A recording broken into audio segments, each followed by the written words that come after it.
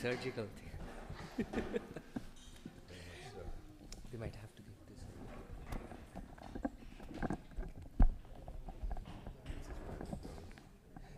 This is. You should always give some slack.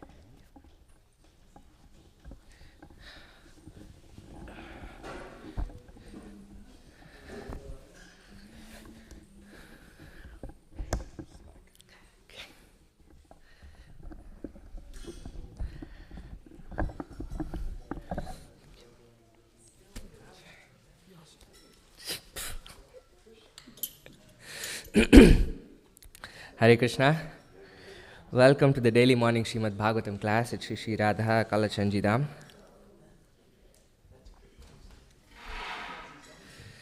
Jaya Radha Madhava Kunja Bihari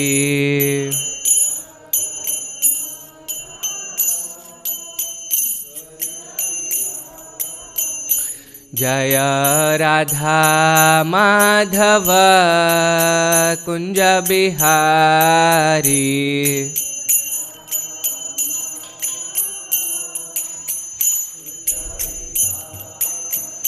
Jaya Gopi Jana Vallabha Girivaradhari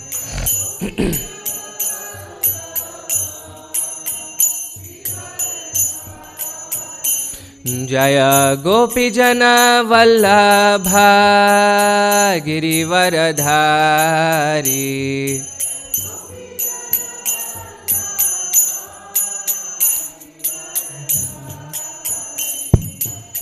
Yashoda Nandana Braja Jana Ranjana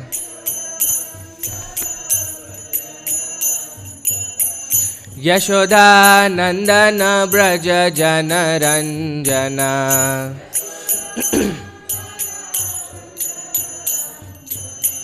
Yashoda Nandana Braja Jana Ranjana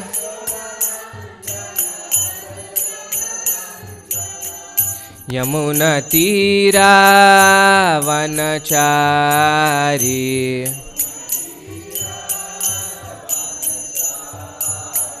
Yamuna Tira Vanachari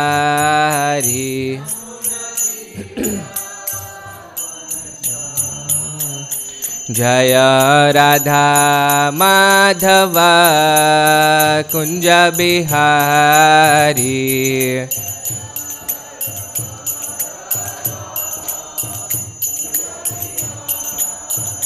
Jaya Radha Madhava Kunja Bihari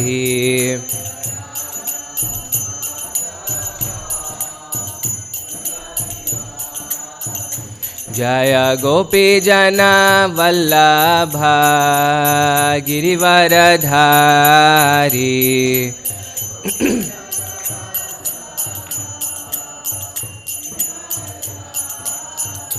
Jaya Gopi Jana Vallabha Girivaradhari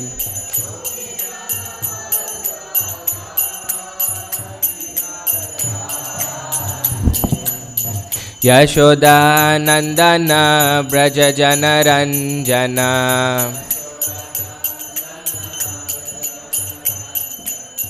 Yashoda Nandana Braja Jana Ranjana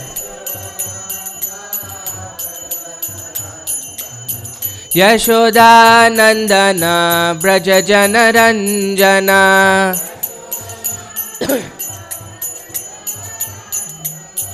Yamuna Tira Vanachari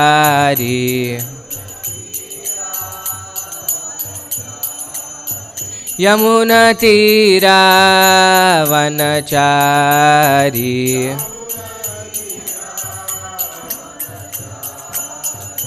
Hare Krishna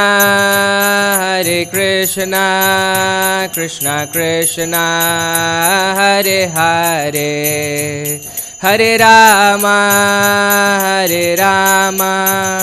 Ram Rama Hare Hare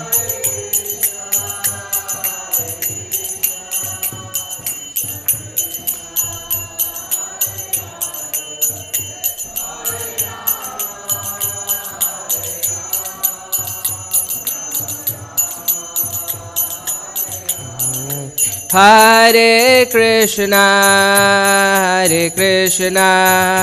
Krishna Krishna Hare Hare Hare Rama Rama Rama Hare Hare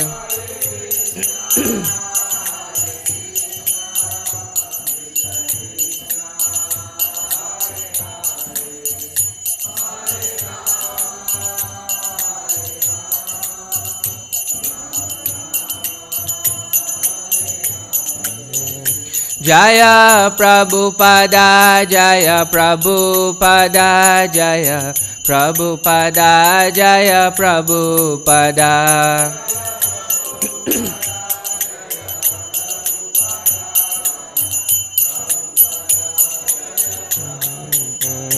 Jaya Jaya Prabhupada Prabhupada Prabhupada Jaya Jaya Prabhupada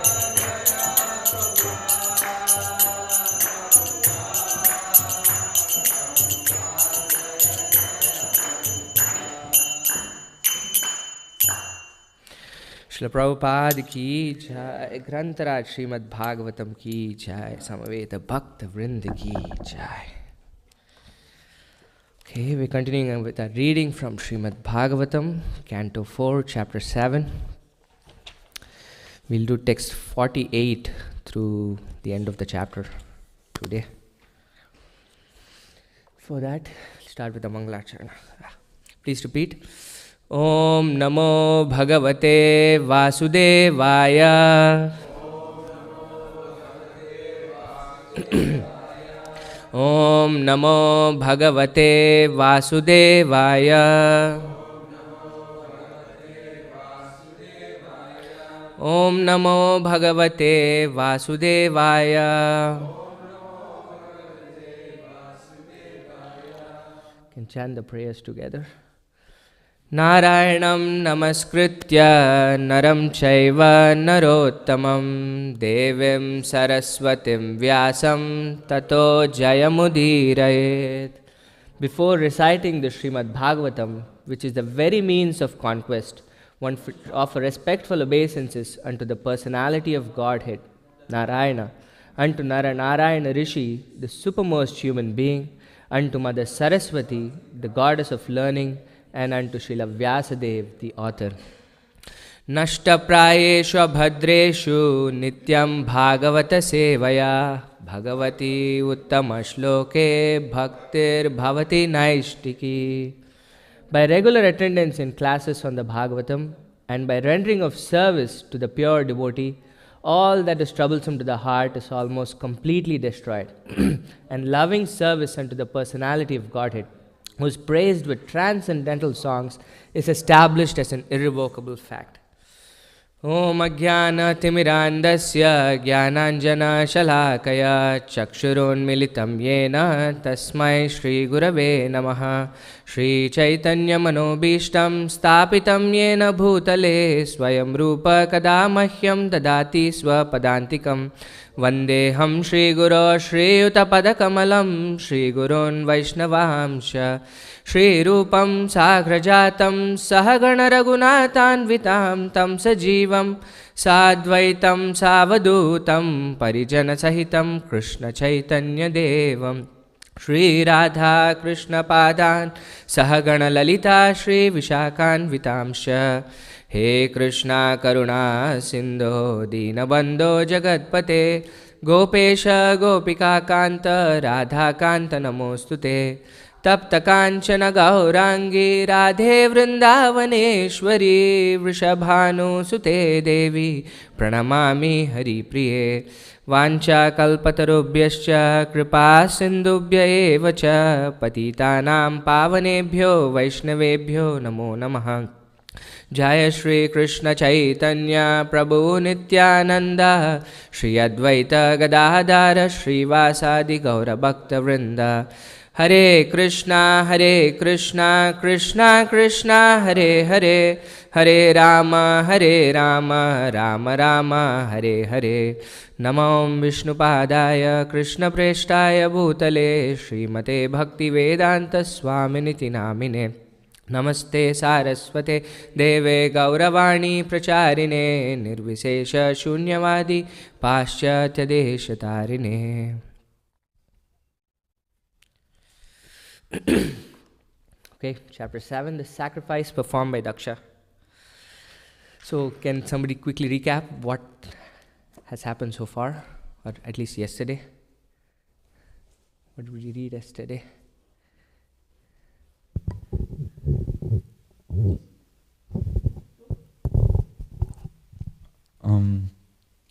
If I remember correctly, Daksha is coming to the platform of realizing what he's done. He's apologizing to Lord Shiva, and Lord Shiva was in turn speaking, and he was saying how because he's transfixed on Krishna's lotus feet, he doesn't take offense.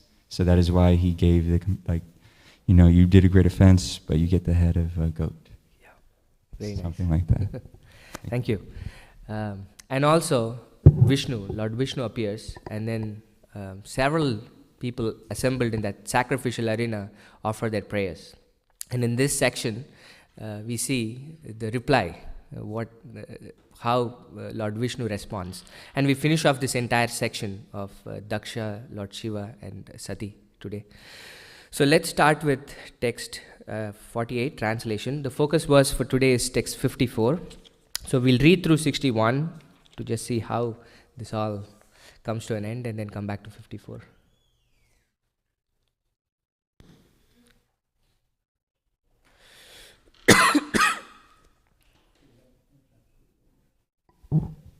Sri Maitreya said, after Lord Vishnu was glorified by all present, Daksha, his consciousness purified, arranged to begin again the yajna which has been devastated by the followers of Lord Shiva. Yeah, this is where it all began, right? This is coming a full circle.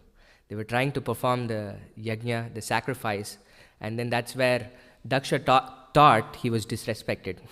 And then this cursing and counter-cursing happened, and all of this happened, and now they're trying to do the sacrifice again. Okay.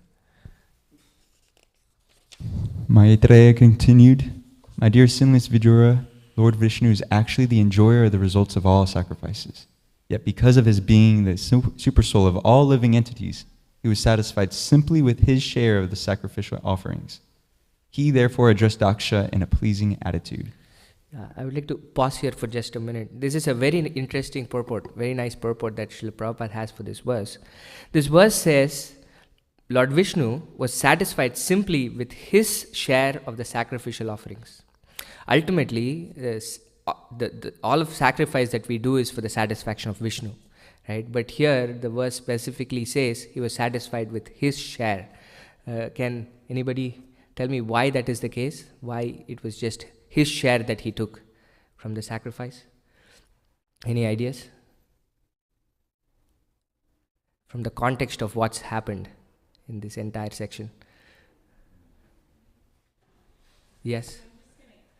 Yes. Because Lord Shiva is the highest of all the Vaishnavas, and Lord Vishnu loves to see and hear his devotees praised and exalted, that he wanted Lord Shiva to get some benefit from the sacrifice. Actually, this is very close. It's not just Lord Shiva. He wanted all the demigods, because through a sacrifice, there is a portion of that sacrifice that goes to every single demigod. But what Daksha did when he cursed Lord Shiva was took away his share. He said, you don't get your share. That was his curse. So he wanted to enforce that point upon Daksha, that I don't want to encroach upon anybody else's share. You try to encroach Lord Shiva's share. So therefore, he was teaching by example that I'm not encroaching anybody's share. I'm just taking the share that I want. And Prabhupada says, actually Krishna doesn't need anything, right? He's self-satisfied and he is fine with patram pushpam phalam tavam, something very little. But what he's seeing is the intention. But what he's trying to demonstrate here is not to encroach upon anybody else's share. That's what Prabhupada says. Okay, let's continue.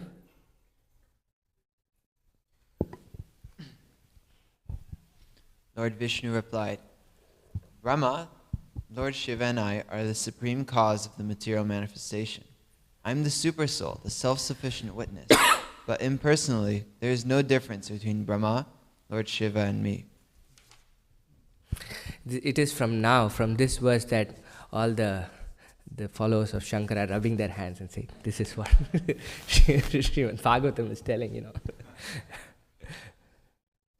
The Lord continued, My dear Dakshadevya, I am the original personality of Godhead, but in order to create, maintain, and annihilate this cosmic manifestation, I act through my material energy and according to the different grades of activity. My representations are differently named.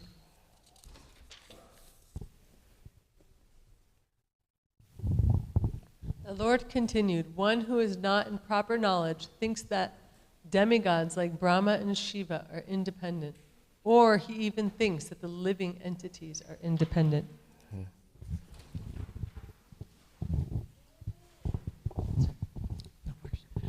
A person with average intelligence does not think the head and other parts of the body to be separate. Similarly, my devotee does not differentiate Vishnu, the all-pervading personality of Godhead, from anything or any living entity. The Lord continued, one who does not consider Brahma, Vishnu, Shiva or the living entities in general to be separate from the Supreme and who knows Brahma actually realizes peace. Others do not. The sage Maitreya said, Thus Daksha, the head of all Prajapatis, having been nicely instructed by the Supreme Personality of Godhead, worshipped Lord Vishnu.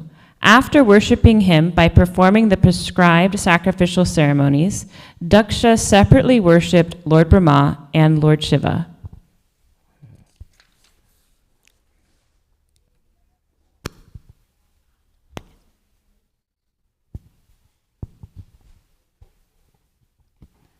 With all respect, Daksha worshipped Lord Shiva with his share of the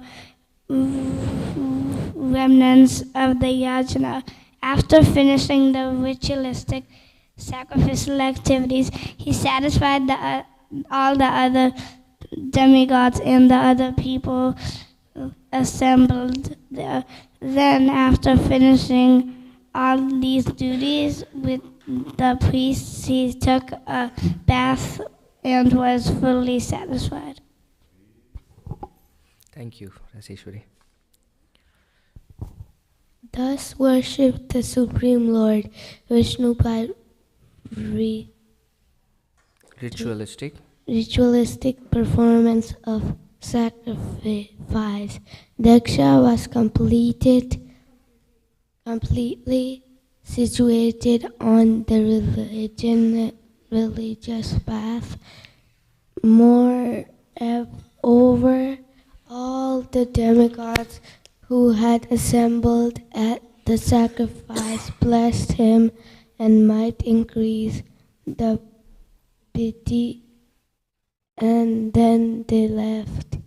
Thank you, Govinda.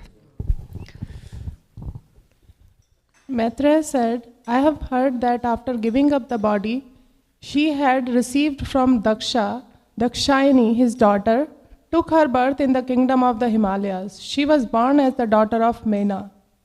I heard this from authoritative sources.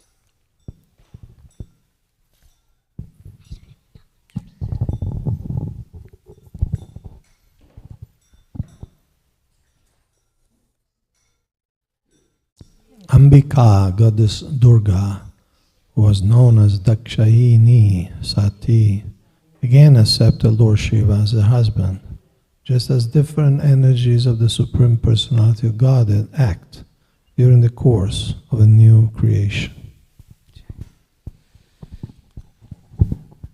Maitreya said, My dear Vidura, I heard this story of Dakshayagna which was devastated by Lord Shiva from Uddhava, a great devotee and disciple of Brihaspati. Wonderful. Very well. Finish it off. Last verse. The great sage Maitreya concluded, if one hears and again narrates with faith and devotion this story of the Daksha Yagya as it was conducted by the Supreme Personality of Godhead, Vishnu, then certainly one is cleared of all contamination of material existence, O son of Kuru. Thus in the Bhaktivedanta purports of the 4th canto, 7th chapter of the Srimad Bhagavatam, entitled The Sacrifice Performed by Daksha. So basically that's what happened. Sati got a new body again and got united with Lord Shiva. So let's go to text 54, where it has been building up to say Lord Vishnu is the same. One should not consider Vishnu different from Lord Brahma, Lord Shiva and other living entities. Let's see what Prabhupada has to say. Let's do the Sanskrit first. Trayanam eka bhavanam yo na pashyati vaibhidham sarva bhutatmanam brahman sashantim adhigacchati. Trayanam eka bhavanam yo na pashyati vaibhidham sarva bhutatmanam brahman sashantim adhigacchati. Somebody wants to chant? Trayanameka bhavanam yo na pashyati vaibhidam sarva bhutatmanam brahman sashantim adhigacchati. Trayanameka bhavanam yo na pashyati vaibhidam sarva bhutatmanam brahman sashantim adhigacchati. Okay. Translation and purport by His Divine Grace A.C. Bhaktivedanta Swami Srila Prabhupada. Srila Prabhupada ki jai. This is a word for word translation. Trayanam, of the three. Eka bhavanam, having one nature. Ya, who. Na pashyati, does not see. Why? Certainly. Bidham, separateness. Sarva bhuta atmanam, of the super soul of all living entities. Brahman, O Daksha. Saha, he. Shantim, peace. Adhigacchati, realizes. Translation. The Lord continued, one who does not consider Brahma, Vishnu, Shiva or the living entities in general to be separate from the Supreme and who knows Brahman actually realizes peace. Others do not. Purport. Two words are very significant in this verse. Trayanam indicates three, namely Lord Brahma, Lord Shiva and Lord Vishnu.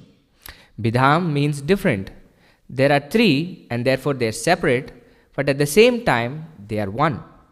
This is the philosophy of simultaneous oneness and difference, which is called Achintya Bheda Bheda Tattva. The example given in the Brahma Samhita is that milk and yogurt are simultaneously one and different. Both are milk, but the yogurt has become changed.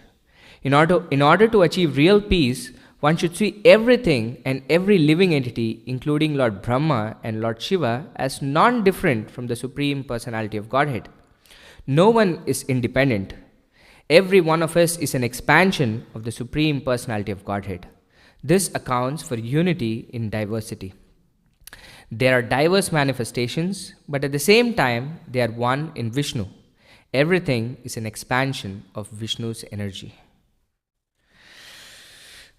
So, what Prabhupada is explaining here is the core of what our philosophy is. This is what Chaitanya Mahaprabhu gave us, and I think Chaitanya Mahaprabhu didn't give the title Achintya Veda Veda Tattva. I think it was Jiva Goswami who codified it from the teachings of Chaitanya Mahaprabhu.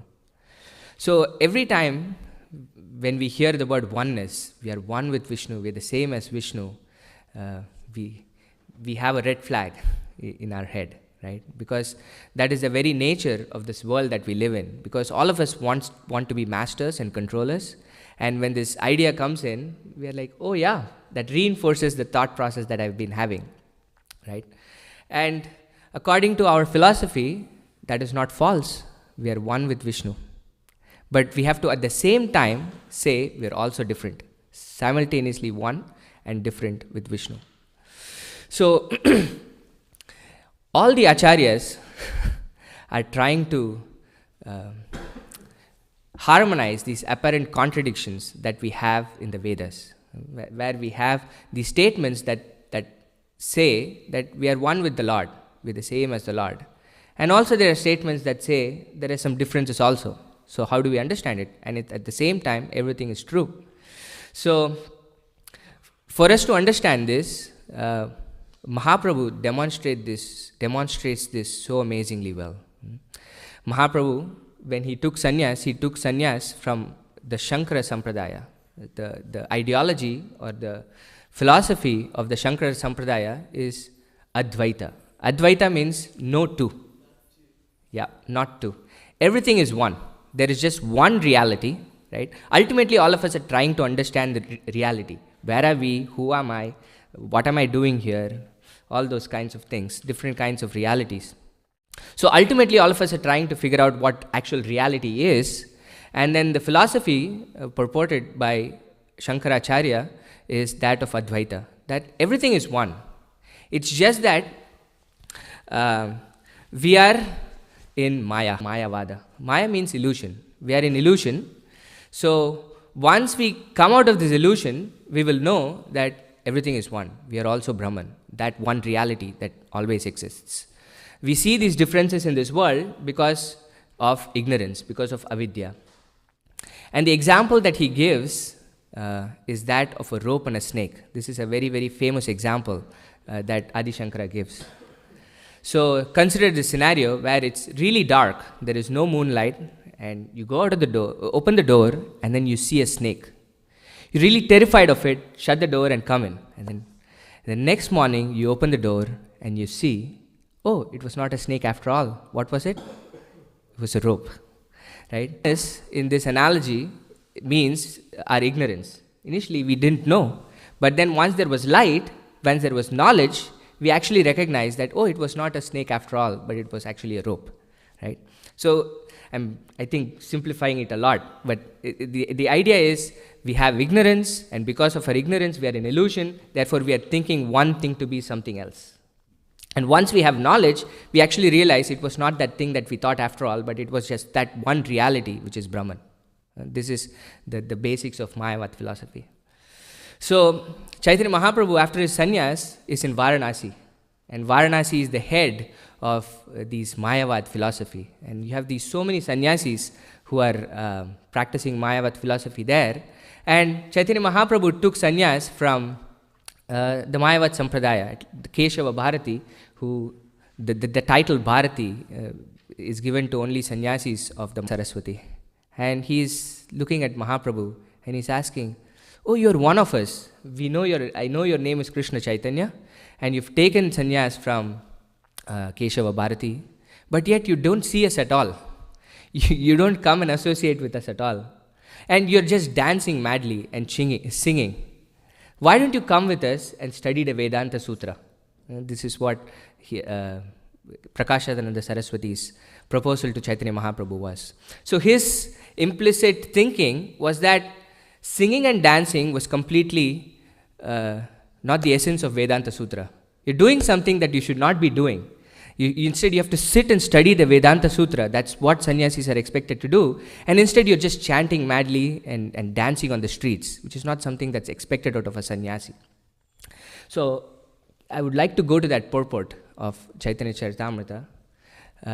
Can you go to, I think it's Adilila, chapter 7, text 102. So, this is Mahaprabhu's reply to Prakashananda Saraswati, and I would like to read Srila Prabhupada's purport for it, to see why it is necessary for us to actually know what Mayavad is, what Achintya Beda Beda Tattva is that even necessary for us as devotees to know. 7, Adi 7, 102.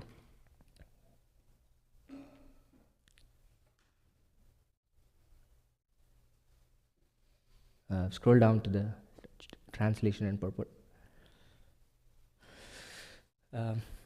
It's hard for me to read. Can somebody read?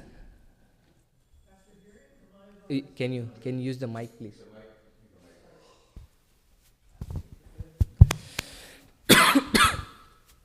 Sirs, if you don't mind, I can say something to you regarding Vedanta philosophy. Yeah. So far their understanding was that Mahaprabhu didn't really know Vedanta philosophy. And because of that, he was just dancing and singing on the streets, right? Okay, can we read the purport, please? The Mayavadi sannyasis, appreciating Lord Chaitanya Mahaprabhu, inquired from him why he did not discuss Vedanta philosophy. Actually, however, the entire system of Vaishnava activities is based on Vedanta philosophy. Vaishnavas do not neglect Vedanta, but they do not care to understand Vedanta on the basis of the Sharirika Bhashya commentary. Therefore, to clarify the situation, Lord Sri Chaitanya Mahaprabhu, with the permission of the Mayavadi sannyasis, wanted to speak regarding Vedanta philosophy. The Vaishnavas are by far the greatest philosophers in the world, and the greatest among them was Srila Jiva Goswami Prabhu, whose philosophy was again presented less than 400 years later by Srila Bhaktisiddhanta Saraswati Thakur Maharaj. Therefore, one must know very well that Vaishnava philosophers are not sentimentalists or cheap devotees like the Sahajiyas. All the Vaishnavacharyas were vastly learned scholars who understood Vedanta philosophy fully, for unless one knows Vedanta philosophy, he cannot be an acharya. To be accepted as an acharya among Indian transcendentalists who follow the Vedic principles, one must become a vastly learned scholar in Vedanta philosophy, either by studying it or hearing it. Continue, Mataji, finish it. Bhakti develops in pursuance of Vedanta philosophy. This is stated in Srimad Bhagavatam, Canto 1, Chapter 2, verse 12. Tach Chodadharana Munayo Jnana Vairaga Yuktaya Pashyanti Atmani Chatmanam Bhaktya Shruta Grihitaya. The words Bhaktya Shruta Grihitaya in this verse are very important, for they indicate that bhakti must be based upon the philosophy of the Upanishads and Vedanta Sutra. Srila Rupa Goswami said, Shruti Smriti Puranadi Pancharatra Vidim Vina Aikantiki Harer Bhaktir Utpatayaiva Kalpate.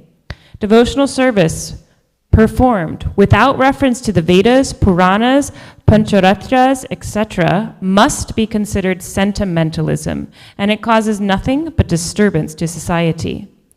There are different grades of Vaishnavas, Kanishta Adhikari, Madhyama Adhikari, and Uttama Adhikari. But to be a Madhyama Adhikari preacher, one must be a learned scholar in the Vedanta Sutra and other Vedic literatures. Because when Bhakti Yoga develops on the basis of Vedanta philosophy, it is factual and steady. In this connection, we may quote the translation and purport of the verse mentioned above, Bhagavatam 1.2.12. Yeah, that's good. I think that's it. Yeah, just freeze there, right? So, Prabhupada is very clear here that externally it might seem like we're doing acts that are very sentimental, right? But it is thoroughly based on the platform of the Vedanta Sutra. Everything that the Vaishnavas are doing, that the devotees are doing, is not based out of any cheap sentiment. It is all thoroughly founded on the base of the Vedanta Sutra and the Upanishads and the Shastra. And Prabhupada is quoting this famous verse from Bhakti Rasamrita Sindhu, Shruti Smriti Puranadi Pancharatri Vidimvida Aikantiki Harer Bhakter Utpataye Vikalpate. If it was without any basis on the Vedanta Sutra, it will only cause disturbance to the society. And for that, Prabhupada is giving this example of the Sahajiyas. Right? Sahajiyas are people who take bhakti very lightly, as very ordinary, as very materialistic, and they start behaving on the platform that is not actually befitting of somebody who's actually called a Vaishnava, right? Therefore, Prabhupada makes this very interesting point on why all of our activities should be based on this platform, is because when Bhakti Yoga develops on the basis of Vedanta philosophy, it is factual and steady. This is why it is necessary for all of us to develop our practice of devotional service based on a very steady platform. If there is no steady platform, a rug is pulled from under our feet, right? So therefore our bhakti is not very steady. When a storm comes, we easily shake because we are not grounded on stable philosophy. And it cannot be steady, and therefore it cannot be factual also. So that is why it is necessary for us to know things from a very solid philosophical perspective. And Prabhupada is giving here our version, or the Gaudiya Parampara's version, of how we can see everything as Krishna. And at the same time, everything is not Krishna. Right? This is our philosophy. And the main vada, or the argument that we use, is that of Shakti Parinamavad. That we have this statement that Prabhupada mentions again and again of Parashya Shaktir Vividaiva Shruyate. That God is a person and he has multifarious energies, right? And these energies transform from one energy to the other. And it is through this transformation of energy that God pervades through this entire universe. And at the same time, he is not present here. This is the verse that Krishna uses, Maya tadamidam sarvam jagat avyakta murtina. Krishna says, through my impersonal manifestation, I pervade throughout this world. Matstani sarvabhutani nachaham te shavastita. He says, in me everything rests, but I am not in them.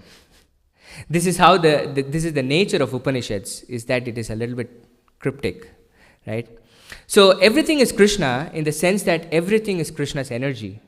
This table is Krishna's energy, this mic is Krishna's energy.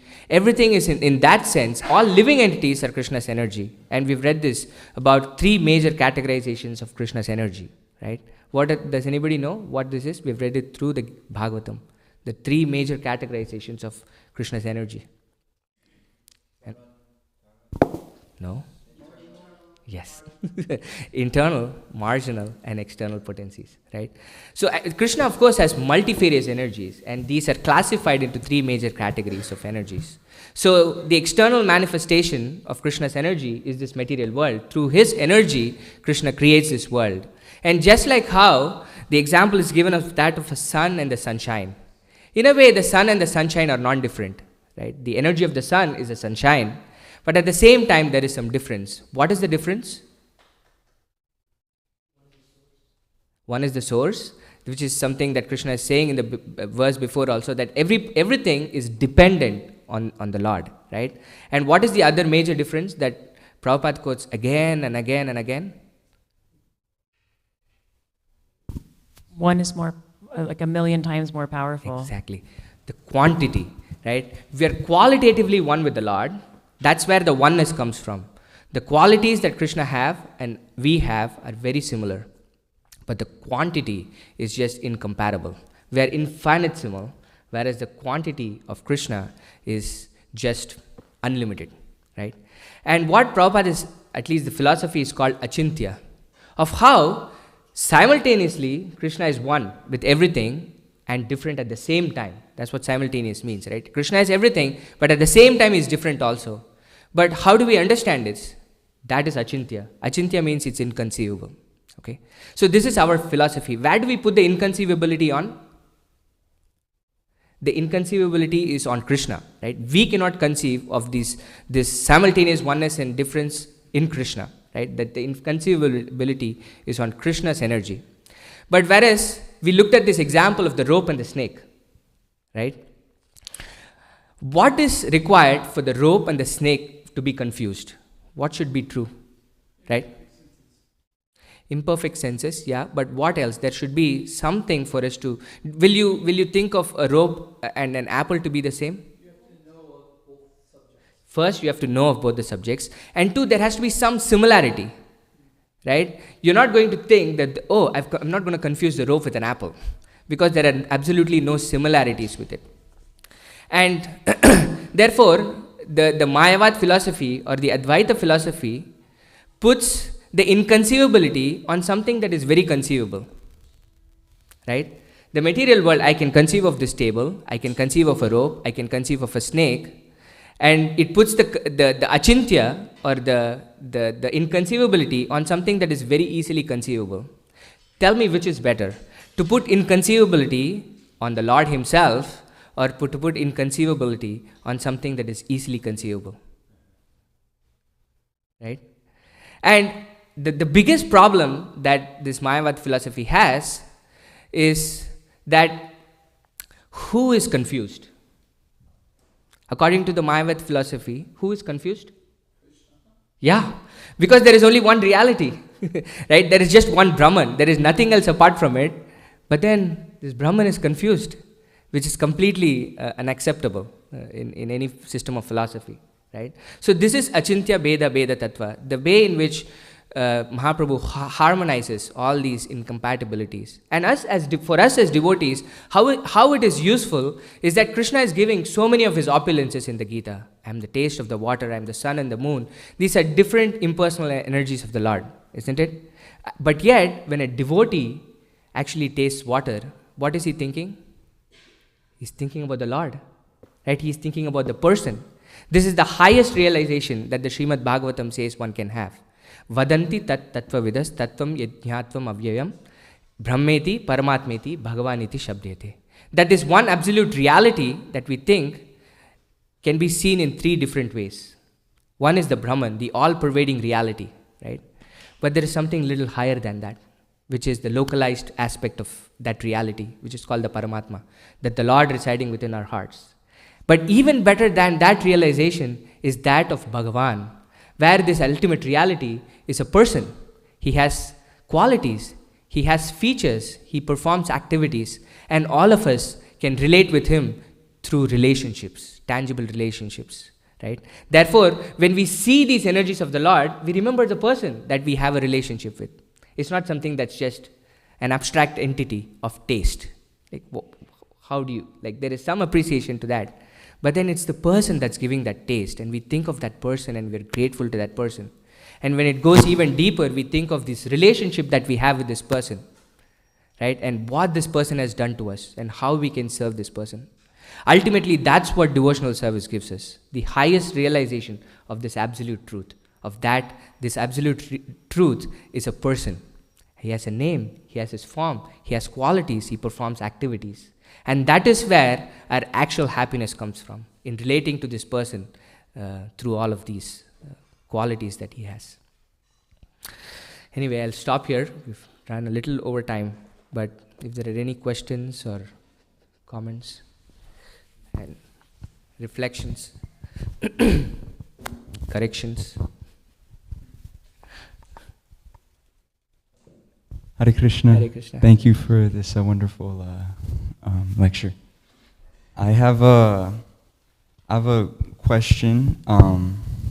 It might be hard for me to explain this question, so I'm going to kind of say my understanding and see if it's right or not, and forgive me if I have a misconception. So, Krishna is the only... Can you hold the mic at the top? Yeah, sorry. Krishna is the only personality of Godhead that is whole. Every other personality of Godhead, every other expansion has Krishna substantiating that personality. So that is why Krishna is the supreme personality of Godhead. But my question is, in that phrase, Krishna is the supreme personality of Godhead, it seems like the emphasis is Godhead. Correct. So I guess my question is Godhead some even superior form that Krishna is emanating from? It's a good question. So for that we have to understand what Godhead means, right? Do you know what Godhead means? Okay, actually, let me start from this. What does womanhood mean? Or what does boyhood mean?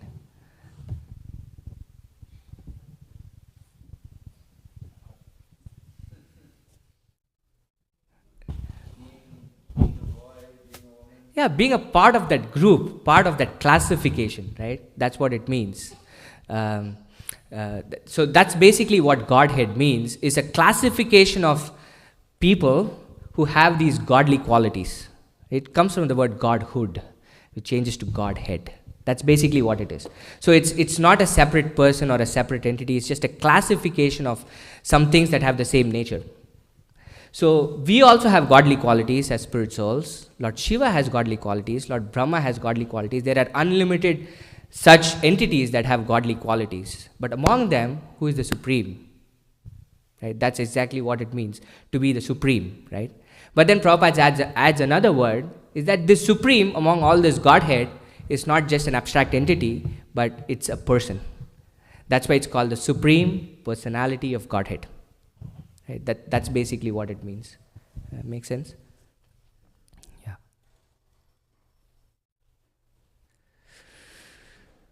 Okay.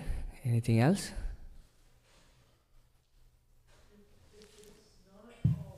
Can we?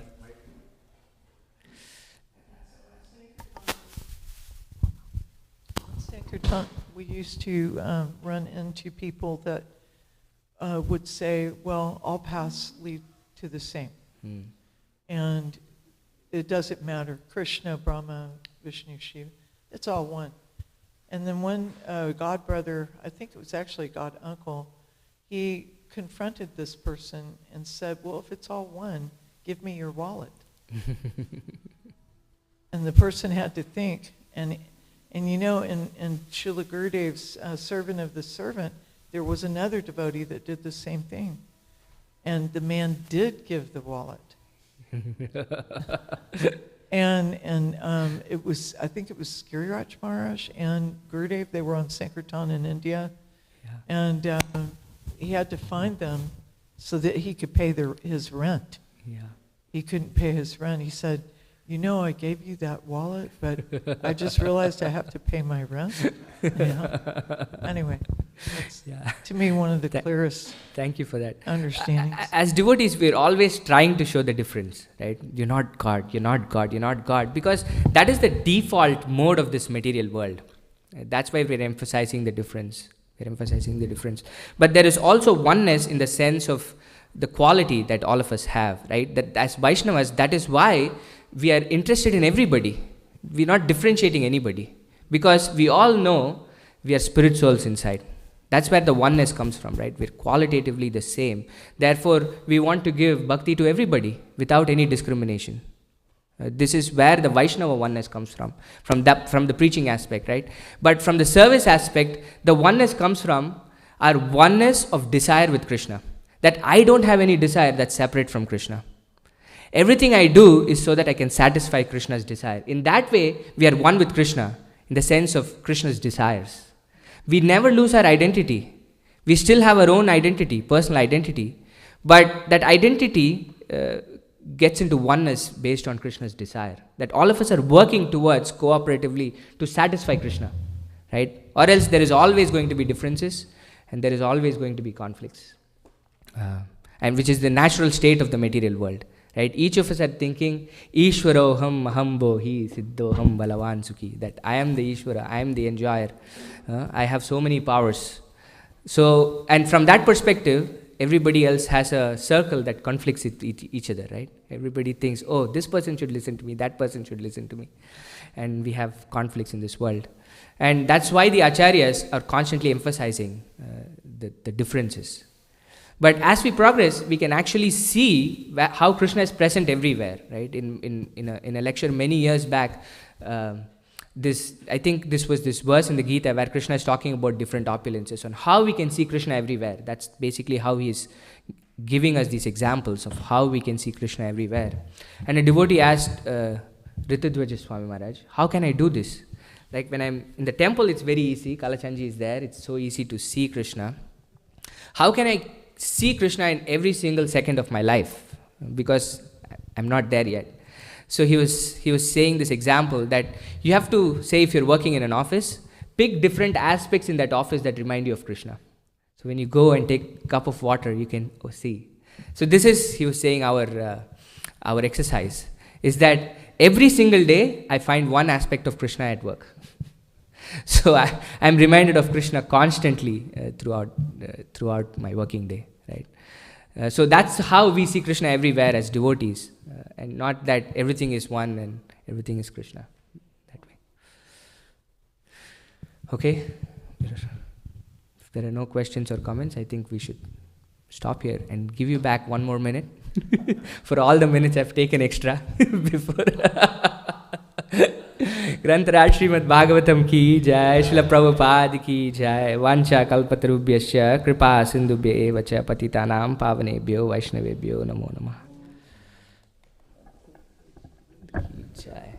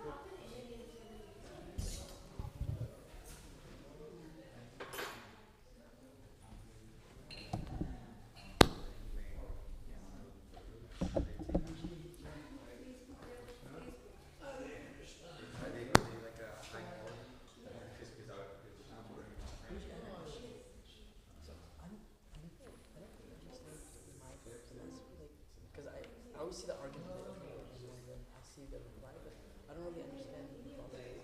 So is what are we trying to say? So that I mean I word is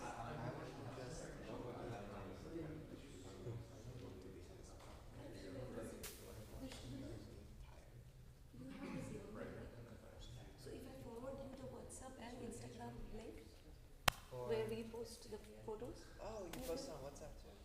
No, not WhatsApp. Instagram and Facebook. Okay. So you can share it with me once. Yes. It's all in raw. Yeah, It's raw. Okay. raw pictures, so you can print out and it will not. I can just show them the Facebook too. You can. Yeah. Instagram is nowadays it has a reel. So if you need the photos, it's on Facebook. Yeah, I think it comes as fine for another video.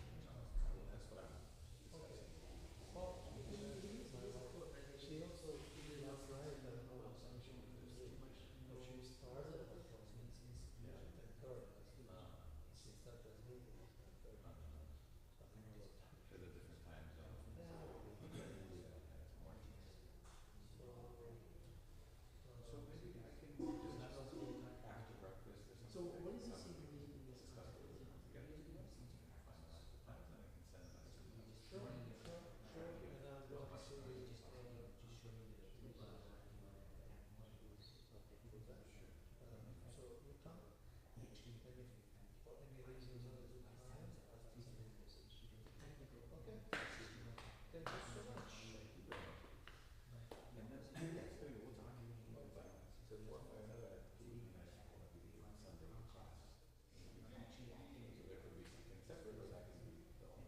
Oh, Sunday morning lecture will be given by her, so maybe you could give the Sunday feast lecture. Sunday feast and then she can do something else. Okay. What time is the Sunday show? Sunday? 5:15, 5:15, 6:15. Oh, 5:15. 1 hour.